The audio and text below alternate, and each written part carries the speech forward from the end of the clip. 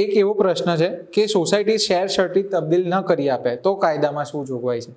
દસ્તાવેજ ભર્યો છે, ટ્રાન્સફર ફી પણ આપી દીધી છે, તો પણ શેર સર્ટી એમના નામે ટ્રાન્સફર નથી થઈ રહ્યું. તો પહેલાં તો શું છે કે તમારે શેર સર્ટિફિકેટ તમારું નીટ એન્ડ ક્લીન છે બધું. તમે મેન્ટેનન્સે ભરેલું છે, ટ્રાન્સફર ફી ભરી નાખી છે, સોસાયટીનું કોઈ વ્યાજ પેનલ્ટી કે કોઈ મહેસૂલ કોઈ બાકી નથી.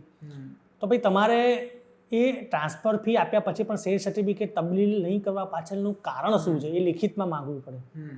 ઘણા બધા કિસ્સામાં એવું હોય છે કે કહેવાય ને કે ટાઇટલનો ડિસ્પ્યુટ હોય છે, રાઇટનો ડિસ્પ્યુટ હોય છે, કોઈ ઘરમાં અંદર જ ઝઘડા હોય તો કદાચ એવા કિસ્સાઓમાં સોસાયટી નિર્ણય ના લઈ શકતી હોય.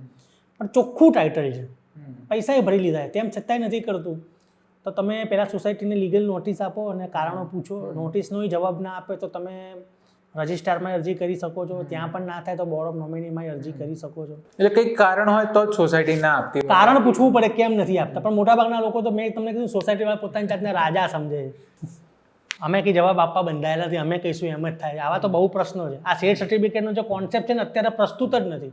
હું તો કહું સરકારને કહું છું કે આ શેર સર્ટિફિકેટના કારણે લોકો બહુ હેરાન થાય છે. આ ચેરમેન સેક્રેટરીઓ અને વહીવટી મંડળ છે ને બે ફાર્મ બની ગયા છે. કાઢી જ નાખવું જોઈએ. કાઢી જ નાખો.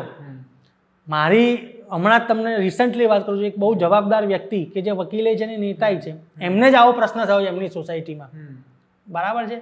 તો એ કહે છે કે ભાઈ અત્યારે તમે દસ્તાવેજથી જ મકાન લઈ લો છો, તમે દસ્તાવેજથી મકાનના માલિક થઈ જાઓ, તો આ શેર સર્ટિફિકેટની જરૂર શું છે? આ લોકોને બે મર્યાદા એક આગળ વધાર્યું ને તમે. એક ખોટું તમે પ્રોવિઝન મૂકી. જેમ આપણે નવા કાયદા આવ્યા છે, ભારતીય ન્યાય સંહિતા અને આપણા અંગ્રેજોના જમાનાના એ બધા કાયદાઓ બધા દૂર કર્યા. તો આ 1960 પછીનો એક્ટ છે તો બધી કાઢો ને. લોકોને સુખાકારી, લોકો શાંતિથી, હા મેન્ટેનન્સ ના આપે એવા લોકો સામે તમે પગલાં લેવાનું એવું બધું રાખી શકો. પણ આના કારણે સાચા માણસો કરતાં કાયદામાં એવું કીધું છે કે 100 ગુનેગારો ભલે છૂટી જાય પણ એક નિર્દોષને સજા ના. ઘણા બધા નિર્દોષ લોકો છે બિચારા મકાન નથી વેચી શકતા. એ લોકો જોડે કહેવાય ને કે બેંક એનઓસી માંગે. હવે પેલો ચેરમેન કે સેક્રેટરી કોઈ પણ ધારો કે એની જોડે કદાચ એક ઊંચા અવાજે બોલી પણ ગયા હો ને, મેમ્બર કદાચ કોઈ બાબતે ઊંચા અવાજે બોલાવી પણ ગયો ને ભૂલથી, તો એ લોકો એનો ખાર રાખીને જે તે સમયે એનઓસી આપતા નથી.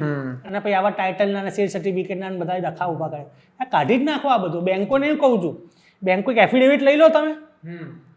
જ્યારે બેંકો એનઓસી માગતી હોય છે તો આ લોકો ઘણા બધા ચેરમેન સેક્રેટરી પ્રકારે ના પાડતા કે અમે નથી અપાય એવું, આમ છે તેમ છે. એટલે પેલો બિચારા માણસને લોન જ ના મળે.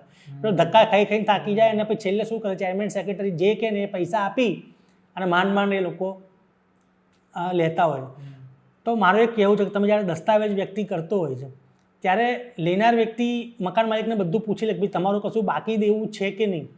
પ્રોપર્ટી ટેક્સ હોય કે કોઈ પણ હોય કે ઘરનું મેન્ટેનન્સ હોય, ઘર કે દુકાન, એ બધું પૂછી લે છે. તો એ એક વખત ખરાઈ કરી લો અથવા તમે એની જોડે એફિડેવિટ લઈ લો.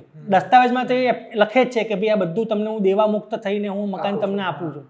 તો પછી હવે એનઓસીની ક્યાં જરૂર પડે છે? અને ધારો કે બાકી હોય તો એક વખત ચેરમેન સેક્રેટરીને પૂછી લો કે ભાઈ ધારો કે કોઈ મકાન ખરીદનાર છે, એ મકાન ખરીદવા આવે છે, તો એ કદાચ ચેરમેન સેક્રેટરીને પૂછી લે કે ભાઈ આમાં કશું બાકી છે? તો એ કે હા ભાઈ અમારા આના આટલા પૈસા લેવાના બાકી છે. તો ભાઈ જે વેચનાર હોય એને કહો કે તમે આ દેવું પૂરું કરીને અમને આપો. અને બેંકો છે તો બેંકોનો એક રસ્તો બતાવું કે તમે એક એફિડેવિટ લઈ લો કે મારું કશું બાકી છે નહીં, અને બાકી હશે તો હું ભરવા બંધાયેલો છું. અને કામ પૂરું કરો, લોકો આગળ, લોકો સુખી થાય એવું જોઈએ. હવે આમાં તો એક્સપ્લોઇટેશન થાય છે, શોષણ થાય